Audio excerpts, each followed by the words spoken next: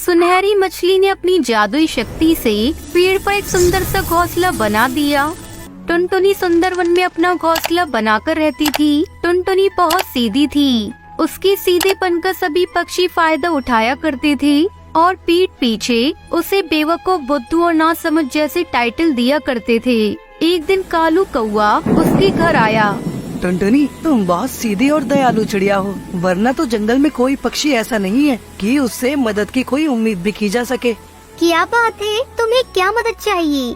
दरअसल मेरी घर की हालत बहुत खराब है। मेरे घर की छत बरसात में टपकती ही रहती है। क्या मैं बरसात के मौसम में तुम्हारे घर पे रह सकता हूँ?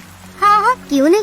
तुम इस बरसात में मेरे घर रुक जाओ, फिर बरसात बीत जाने के बाद हम दोनों मिलकर तुम्हारे घर की मरम्मत कर लेंगे। ठीक है टुनटुनी, अभी जाकर अपना सामान ले आता हूँ। तब तक आप लोग कमेंट में बताएं 5 into 5 कितने होते हैं। कालू उसी दिन घर में शिफ्ट हो गया। कालू बहुत ही आलसी कौवा था। वो कोई काम नहीं करता था, वो बस खाता और सोता है। टुनटुनी ने सोचा, चलो कुछ दिनों के मेहमान से क्या काम करवाना। वो स्वयं उसके सारे काम कर दिया करती थी। एक दिन टुनटुनी नदी के किनारे दाना ढूंढने गई तो उसे किसी की पुकारने की आवाज सुनाई दी। कोई है? कृपया मेरी मदद करो।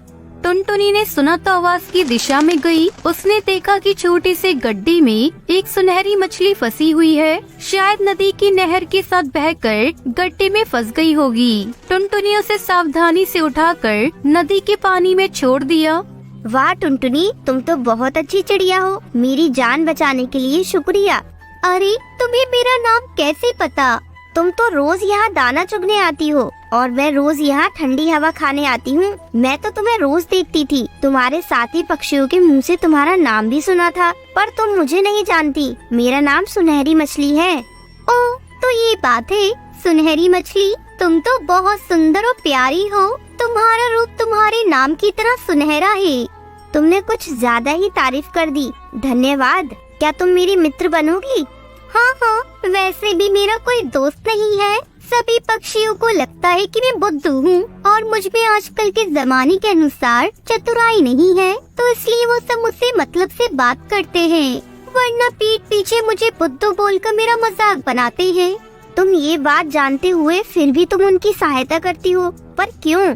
क्योंकि मेरी माँ कहती थी कि हर पक्षी अलग होता है और सब में कुछ न कुछ खास होता है। अब अगर मैं उन जैसी बन गई तो फिर मैं टुनटुनी नहीं बन पाऊंगी, इसलिए मैं अपने आप को किसी के कहने पर बदल नहीं सकती। वाह टुनटुनी वाह, मैं तुम्हारी फैन बन गई। ये हर जीव जंतु की अपनी विशेषताएं होती हैं और उन्हें अपनी योग्यता पर भरोसा होना चाहिए। कुछ दिन के बाद टुनटुनी को जब भी समय मिलता वो नदी किनारे सुनहरी मछली को आवाज लगाती और सुनहरी मछली वहाँ तुरंत आ जाती। बरसात के दिनों में टुनटुनी सुनहरी मछली से मिलने कम ही जा पाती थी। कुछ समय बाद बरसात का मौसम बीत गया तो एक दिन कालू के पास गई। कालू भाई, बारिश का मौसम समाप्त हो चुका है। चलो अब हम दोनों मिलकर तुम्हारा घोंसला फिर से बनाते हैं ताकि तुम उसमें रह सको। क्यों? मैं क्यों बनाऊं घोंसला? तुम अपने लिए घोंसला खुद बनाओ और आज से ये मेरा घर है और खाली कर दो इसे। तुम्हारा घर? ये क्या कह रही हो? ये तो मेरा घर है। देखो टुनटुनी, अब ये मेरा घर है तो मैं तो यहाँ से कहीं नहीं जाने वाला और तुम यहाँ अब और नहीं रह सकती। तुम पर तरस खाकर मैंने बरसात में तुम्हें यहाँ रहने दिया, अब तुम्हें जाना होगा।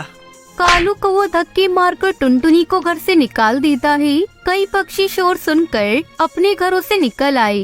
अरे कालू, क्या कर रहे हो? टुनटुनी को उसके ही घर से धक्के देकर क्यों निकाल रहे हो?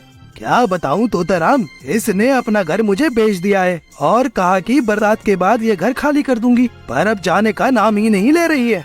नहीं, ये झूठ बोल रहा है। बरसात से बचने के लिए ये मेरे घर आया था। झूठ क्यों बोल रही हो? मैंने अपना पुराना घर सुंदरी कौवी को बेचकर तुम्हें पैसे दिए थे। हाँ, मैंने कालू से उसका घर बरसात के पहले ही खरीद लिया था। टुनटुनी, तुमसे ऐसी उम्मीद नहीं थी। जब तुमने घर के पैसे ले लिए हैं, तो तुम्हें घर खाली कर देना चाहिए। बेचारी रोती हुई नदी किनारे पहुँची। उसने सुनहरी मछली को आवाज भी नहीं दी, बस वहीं बैठकर रोने लगी। उसके रोने की आवाज सुनकर सुनहरी मछली खुद बाहर आई। क्या हुआ? तुम रो क्यों रही हो?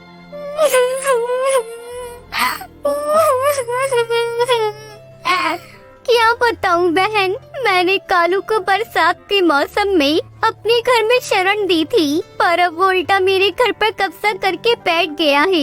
हमेशा मेरे साथ ऐसा ही होता है, लोग मेरा फायदा उठाते हैं और मुझे ही बुरा बना देते हैं।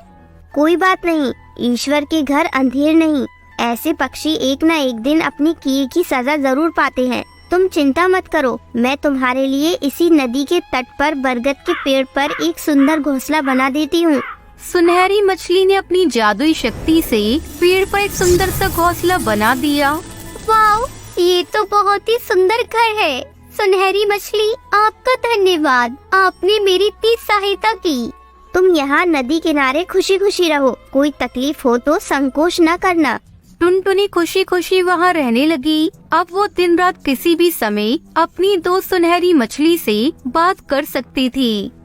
सुंदरवन जंगल में टुनटुनी चिड़िया अपनी बेटी लूसी के साथ रहती थी। उसके पति की मौत 2 साल पहले बस दुर्घटना में हो गई थी। टुनटुनी चिड़िया बहुत ही गरीब थी। अपने पति की मौत के बाद वो घर चलाने के लिए मजदूरी करने लगी। एक दिन टुनटुनी चिड़िया अपनी बेटी से कहती है, बेटा, देख रही हूँ तू कई दिनों से स्कूल नहीं जा रही है, क्या बात है? माँ, मेरी स्कूल की फीस तुमने जमा नहीं किया था, इसलिए टीचर ने मेरा नाम स्कूल से काट दिया। तूने मुझसे कहा क्यों नहीं लूसी? मैं आज ही जाकर सेठ से कुछ रुपए उधार मांग कर लाती हूँ। कल तेरे स्कूल चलकर तेरी सारी फीस जमा कर दूंगी। टुनटुनी पैसे मांगने के लिए सेठ के यहाँ जा रही थी। तभी रास्ते में उसे कालू मिलता है।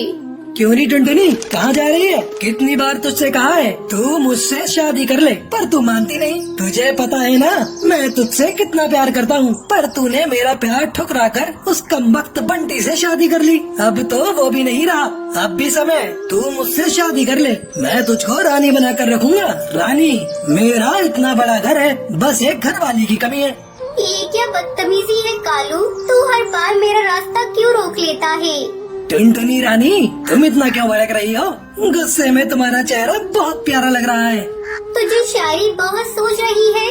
अगर तू मेरे सामने से नहीं हटा तो मैं तेरा वो हाल करूँगी कि तू आईने में अपना चेहरा देखना भूल जाएगा। काकी, ओ काकी, इधर तो आना। ये देखो, ये कालू मेरे साथ छेड़खानी कर रहा है। क्या रे छिचोरे, तू क्यों इस बेचारी को छेड़ रहा है? चल भाग यहाँ से, नहीं तो मैं मार मार कर तुझे गंजा कर दूंगी। काकी, तुम हमारे बीच में मत आओ, चुपचाप अपने रास्ते जाओ, नहीं तो अच्छा नहीं होगा। रुक, मैं अभी तुझे बताती हूँ। तभी कुछ और पक्षी वहाँ आ जाते हैं। बढ़ती हुई भीड़ को देखकर कालू वहाँ से भाग जाता है। इस घटना से टुनटुनी बहुत चिंतित हो जाती है। किसी तरह अपने आप को संभाल कर वो कड़कनाथ सेठ के पास जाती है और उनसे कुछ रुपए उधार मांग कर ले आती है। ये देख लूसी बेटा, मैं पैसे उधार लेकर आ गई। अब मैं कल चलकर तेरे स्कूल में तेरा दाखिला फिर से करवा दूंगी। मैं चाहती हूँ तो खूब पढ़े, मेरी तरह अनपढ़ ना रहे। माँ, वो सब तो ठीक है, लेकिन तुम इतनी उदास क्यों दिखाई दे रही हो? सेठ ने कुछ कहा है क्या? नहीं बेटा, ऐसी कोई बात नहीं, तू ज्यादा मत सोच। अगले दिन टुनटुनी अपनी बेटी लूसी के साथ उसके स्कूल जाती है और उसकी सारी फीस जमा कर देती है। जब वो वापस घर लौट कर आती है तो देखती है उसका घर पूरी तरह से टूट चुका था। ये क्या हो गया? हमारा घर कैसे टूट गया? ना आंधी आई है ना तूफान, फिर ये सब कैसे हो गया? मुझे तो लगता है बेटा ये काम उस कालू का है। कल जब मैं पैसे लेने सेठ के यहाँ जा रही थी तब उसकी मुझसे लड़ाई हुई थी। अब हम लोग यहाँ नहीं रहेंगे, चल जल्दी यहाँ से कहीं और चलते हैं। लेकिन हम लोग कहाँ जाएंगे माँ? बेटा, हम लोग इतनी दूर जाएंगे जहाँ इस कालू का साया भी नहीं मिलेगा। फिर दोनों अपने घर को छोड़कर दूसरे जंगल में चली जाती हैं और एक सुरक्षित जगह की तलाश करने लगती हैं। अचानक उसे एक जगह पर पुरानी कुछ बोतल दिखाई देती है। तभी टुनटुनी चिड़िया लूसी से कहती है, बेटा लूसी, ये बोतल, यहाँ कितनी सारी बोतल है, अब हम इनसे नया घर बनाएंगे। इस तरह दोनों माँ बेटी मिलकर बोतल को इकट्ठा करती है और उन्हीं बोतल से सुंदर सा घर बनाती है। माँ, ये घर तो हमारे पुराने लकड़ी के घर से भी ज्यादा सुंदर और मजबूत है। बेटा, ये घर हमें तेज बारिश और ठंड से भी बचाएगा। चल बेटा, अब खाने की तलाश में जा रही हूँ। टुनटुनी चिड़िया खाने की तलाश में चली जाती है। तभी तेज बारिश शुरू हो जाती है। टुनटुनी चिड़िया एक पेड़ की डाली पर बैठ जाती है। मेरी बेटी ठीक तो होगी ना? बारिश भी बहुत तेज हो रही है। मुझे जल्दी से अपने घर जाना होगा। वो बहुत डरी हुई होगी। इधर बारिश थमने का नाम नहीं ले रही थी। बारिश बहुत तेज थी। अपनी बेटी की फिक्र में वो उड़ चली। उसके पर भीग चुके थे। उसे उड़ने में भी दिक्कत हो रही थी। अरे वाह, वो देखो, अपना शिकार हमारे पास खुद चल कर आ रहा है। तेज बारिश में इसे खाने में मजा आ जाएगा। टुनटुनी चिड़िया उस शिकार चील के पास आ जाती है। अरे ओ चिड़िया, रुक जा, इतनी तेज बारिश में कहाँ जा रही हो? टुनटुनी चिड़िया एक निडर चिड़िया थी, पर उसे थोड़ा डर भी लग रहा था। जी, मैं घर जा रही थी। अब तुम अपने घर नहीं, सीधे हमारे पेट में जाओगी। उसकी ये बात सुनकर टुनटुनी डर जाती है। उसे कुछ भी समझ नहीं आ रहा था। तभी उसको एक आइडिया आता है। अरे भाई, आप मुझे कैसे खा सकते हो? मुझे खाने के लिए किसी ने पहले से रिजर्वेशन करा कर रखा है। क्या? कौन है वो दुष्ट जो हमारे शिकार का पहले से ही रिजर्वेशन कर रखा है? वो कोई और नहीं, कालू कौवा है। उसकी इतनी हिम्मत जो मुझसे टकराएगा? तो चलो एक बार उससे लड़कर देख लो। अगर तुम जीत गई तो मुझे खा सकते हो।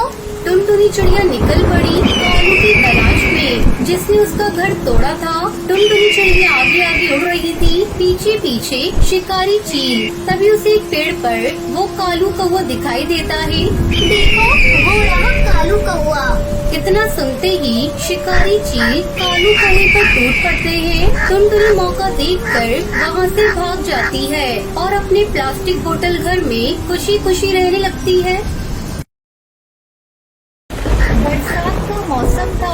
एक दिन बच्चों की टोली में सबसे बदमाश कालू कौवा सारे पक्षी बच्चों से कहता है, अरे जब से छुट्टियाँ हुई हैं, रोज हम लोग वही जामुन और शहतूत के फल खाया करते हैं। तुम सब अगर तैयार हो तो आज मैं तुम लोगों को एक बड़ा सा आम का पेड़ दिखाता हूँ। वहाँ चलकर हम लोग जी भर के आम खाएंगे। अरे तुम्हें कहाँ मिल गया ये आम का पेड़? हमारे जंगल में तो ऐसा कोई पेड़ नहीं है जहाँ पर जाकर हम मुफ्त में आम खा सके। अरे तुम लोग चलो तो सही। वो पेड़ थोड़ा दूर जाकर है, लेकिन उस पर बहुत स्वादिष्ट और बड़े बड़े आम लगे हुए हैं। तुम उस जंगल के सुनसान इलाके में पड़ने वाले आम के पेड़ की बात तो नहीं कर रहे हो? ना बाबू ना, हम लोग वहाँ नहीं जाने वाले। मेरी माँ ने वहाँ जाने से मना किया है। अरे तुम तो हो ही डरपोक। अपने साथ साथ हमें क्यों डरा रही हो टुनटुनी चिड़िया? अरे तुम्हें नहीं चलना तो मत चलो, तुम यहाँ रहो और ये जामुन खाओ। हम तो उस पेड़ पर आम खाने जा रहे हैं। सारे पक्षी कालू की बात से सहमत हो जाते हैं और सुनसान स्थान पर लगे हुए उस आम के पेड़ पर आम खाने चले जाते हैं। अरे वाह कालू, तुम तो सच कहते थे। इस पेड़ पर तो बहुत सारे आम लगे हैं। अब हम लोग रोज यहाँ पर आम खाने आया करेंगे। पक्षियों की बात सुनकर उस पेड़ पर रहने वाले जादूगर की नींद टूट जाती है। अरे वाह, पक्षियों के बच्चों की आवाज। मेरे आम के पेड़ पर फल खाने की कीमत अब इन बच्चों को अपनी जान देकर चुकानी पड़ेगी। आज तो इन बच्चों को खाकर मैं अपनी बरसों की भूख मिटा लूंगा। अब इन बच्चों में से मैं किसी को भी नहीं छोड़ूंगा। दुष्ट जादूगर पक्षियों के बच्चों पर हमला करने ही वाला होता है कि तभी हरिया काका वहाँ से गुजरते हैं। अरे बच्चों, तुम लोग इस पेड़ पर बैठकर क्या कर रहे हो? क्या तुम्हारे माता पिता ने तुम्हें नहीं बताया इस पेड़ से आम खाना मना है? चलो जाओ यहाँ से। हरिया काका को वहाँ देखकर सारे पक्षी बच्चे डर जाते हैं और तुरंत वहाँ से उड़ जाते हैं। ये कैसे हो सकता है? मेरे इतने करीब आकर मेरा शिकार मेरे हाथों से निकल गया। इन बच्चों की महक मेरी भूख को और भी बढ़ा रही है। अब मैं इन बच्चों को खाए बिना नहीं रह सकता। कोई उपाय तो ढूंढना ही होगा। इसके बाद दुष्ट जादूगर बच्चों को शिकार करने के लिए एक उपाय सोचता है। अगले दिन जादूगर एक साधारण कौवे का भेष बदलकर जंगल में आम बेचने आता है। आम ले लो आम, ताजे ताजे आम, मीठे रसीले आम। मेरे आम इतने ताजे और रस भरे हैं कि जो इन्हें एक बार खाता है वो दोबारा खाए बिना रह नहीं पाता। आम बेचने वाले कौवे की आवाज सुनकर सबसे पहले बंटी कबूतर बाहर निकलता है। अरे आम बेचने वाले, तुम्हारे आम तो वाकई बहुत बड़े और रसीले लग रहे हैं। ऐसा लगता है जैसे तुम उसी पेड़ से तोड़कर ये पीले आम लाए हो। बंटी कबूतर उस जादूगर की बातों में आ जाता है और जैसे ही वो उस आम को खाता है वो जादूगर के वश में आ जाता है। एक शिकार का इंतजाम तो हो गया, बाकी के शिकार को और ढूंढना है। मैं किसी को भी नहीं छोड़ूंगा। तुम सबको चुन चुन के अपने आम के पेड़ पर ले जाऊंगा। इसके बाद बंटी कबूतर सम्मोहित होकर खुद ही उस आम के पेड़ के पास जाने लगता है। थोड़ी दूर जाने पर इससे पहले कि कोई और पक्षी मुझे देखे, जल्दी जल्दी उन बच्चों को ये आम खिला देता हूँ और पकड़कर अपने पेड़ पर ले जाता हूँ। तभी जादूगर को टुनटुनी चिड़िया अपने घर के बाहर खेलती हुई दिखाई पड़ती है। अरे आओ आओ छोटी चिड़िया, तुम्हें भी आम बहुत पसंद है ना? लो मेरे आम खाकर देखो। नहीं नहीं, मेरे पास आम खरीदने के लिए पैसे नहीं है। मुझे तुम्हारे आम नहीं चाहिए। तुम्हारे जैसे छोटे छोटे बच्चों को मैं मुफ्त में आम देता हूँ। मैं तुमसे पैसे नहीं लूंगा। आओ मेरे पास आम देखो कैसा है। नहीं, मैंने कहा ना मुझे आम नहीं चाहिए। मेरी माँ ने अजनबी पक्षियों से कुछ भी लेने को मना किया है। बड़ी जिद्दी है ये चिड़िया, लगता है ऐसे नहीं मानेगी। इतना कहकर वो अपने जादूगर रूप में आ जाता है। मैंने कहा ना, जल्दी से आम खा ले, खा जल्दी से, जल्दी खा। जादूगर जबरदस्ती टुनटुनी चिड़िया के मुंह में आम का टुकड़ा डाल देता है, जिसके बाद वो भी सम्मोहित होकर वहाँ से आम के पेड़ की ओर उड़ जाती है। इसी तरह वो दुष्ट जादूगर बारी बारी से जंगल के सभी पक्षियों को वश में करके अपने आम के पेड़ पर ले जाता है। कुछ देर बाद जंगल में अपने बच्चों को गायब पाकर सारे पक्षी रोने लगते हैं। अरे देखो पक्षियों, एक साथ इतने सारे बच्चों के गायब होने के पीछे जरूर कोई बड़ी वजह है। आज दोपहर को मैंने एक आम बेचने वाले को देखा भी था, जो बच्चों को मुफ्त में आम बांट रहा था। अब मुझे लगता है उस आम बेचने वाले जादूगर के आने के बाद से ही बच्चे गायब हुए हैं। हे भगवान, कहीं वही आम के पेड़ पर रहने वाला दुष्ट जादूगर ही तो हम सभी के बच्चे को नहीं ले गया। इसके बाद सभी पक्षी उस आम के पेड़ के पास पहुंचते हैं, जहां पर आम की जगह उनके बच्चे पेड़ पर लटके हुए दिखाई पड़ते हैं। सभी पक्षी अपने बच्चों के ऐसी हालत में देखकर रोने लगते हैं। अगर अपनी जान प्यारी है तो सब के सब चले जाओ, वरना तुम्हारे बच्चों के साथ साथ आज तुम लोग भी मारे जाओगे। देख, इन मासूम बच्चों को जाने दे और इस जंगल को छोड़कर चला जा, नहीं तो आज मैं तुझे नहीं छोड़ने वाला। अगर तू मुझे कैद करेगा तो तू भी मारा जाएगा। चला जा यहाँ से, ये बच्चे मेरे शिकार हैं। जादूगर की बात सुनकर हरिया काका एक लाल रंग का धागा पेड़ पर बांध देते हैं। इससे जादूगर चीखने लगता है। अरे अंकल, इन जादूगर अंकल को मत मारिए, ये तो बहुत अच्छे अंकल हैं। इन्होंने हमें मीठे मीठे आम भी खिलाए। बच्चों की मासूम बात सुनकर जादूगर को अपने किए पर बहुत पछतावा होता है और वो माफी मांगकर सभी पक्षी बच्चों को आजाद कर देता है। सभी बच्चे भी और सभी पक्षी जादूगर को धन्यवाद करते हैं और वहाँ से चले जाते हैं और खुशी खुशी रहने लगते हैं।